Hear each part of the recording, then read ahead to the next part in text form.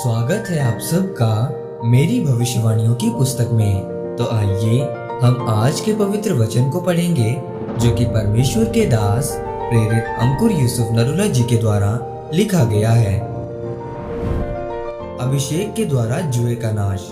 जैसा कि यशाया की पुस्तक अध्याय 10 उसकी 27 आयत में लिखा है, उस समय ऐसा होगा कि उसका बोझ तेरे कंधे पर से और उसका जुआ तेरी गर्दन पर से उठा लिया जाएगा और अभिषेक के कारण वो जुआ तोड़ डाला जाएगा। मेरे प्रियो, बाइबल बताती है कि अभिषेक के कारण तेरा हर जुआ तोड़ दिया जाएगा। आपकी बीमारियों का, कलेश का, श्रापों का, कर्जे का, दुष्ट आत्माओं का और हर तरह की मुसीबत का जुआ तोड़ दिया जाएगा। अब आपको ये बात मालूम हो चुकी है कि क्यों शैतान अभिषेक लोगों के साथ लड़ता है, क्योंकि उसको पता है कि अभिषेक जुए को नाश करता है। मेरे प्रियो, अगर पवित्र आत्मा आपके जीवन में होगा तो आपकी निराशा के जुए को, आपके दुखों के जुए को नाश होने से कोई भी नहीं रोक सकता। चाहे आप पास्टर हो, विश्वासी हो, व्यापारी हो, लेकिन परमेश्वर का आत्मा आपको सामर्थ्य देना चाहता है, क्योंकि यही सामर्थ्य जुए नाश करती है। यही सामर्थ्य उद्धार के बारे में बताती है। बाइबल बताती है कि एलीशा के पास एक विधवा औरत आई और बोली कि मेरा पति तेरा दास किसी का कर्जाई था, लेकिन अब वो मर गया है और अब मेरे बेटे को कर्जे वाले लोग ले जाएंगे क्योंकि हमारे ऊपर कर्ज था। तब एलीशा ने उसको पूछा कि तेरे पास क्या है? विधवा औरत ने कहा कि मेरे पास थोड़ा सा तेल है। तब एलीशा ने कहा कि जा अपने पड़ोसियों के बर्तन मांग कर ले आ, थोड़े बर्तन मत मांगना, और उस थोड़े से तेल को उन बर्तनों में उंडेलती जाना और वो तेल उन बर्तनों में भरता जाएगा और उस तेल को बेचकर अपना कर्ज उतार देना।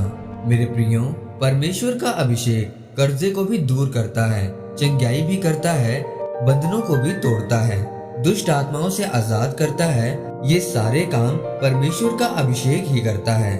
याद रखें, परमेश्वर का अभिषेक एक आत्मिक चीज है और इसी अभिषेक से शैतान नफरत करता है। जब भी आप किसी अभिषेक वाली चर्च का और मसीहियत का हिस्सा बनते हैं तो शैतान आपका विरोध करता है।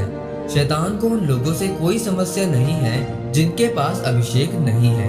उनकी जिंदगी में कोई तूफान नहीं आता, कोई उनका विरोध नहीं करता, कोई उनको बुरा नहीं बोलता, क्योंकि वो लोग परमेश्वर के राज्य को बढ़ाने के लिए कोई काम नहीं कर रहे हैं। शैतान के पास भी अभिषेक है।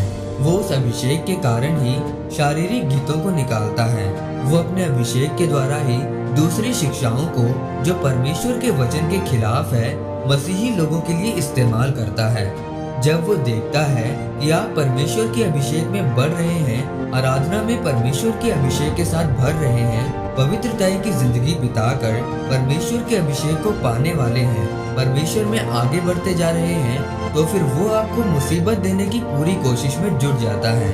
इसीलिए मेरे प्रियो, आज हर एक व्यक्ति को परमेश्वर की अभिषेक की जरूरत है, क्योंकि अभिषेक ही आपको हर बात सिखाता है।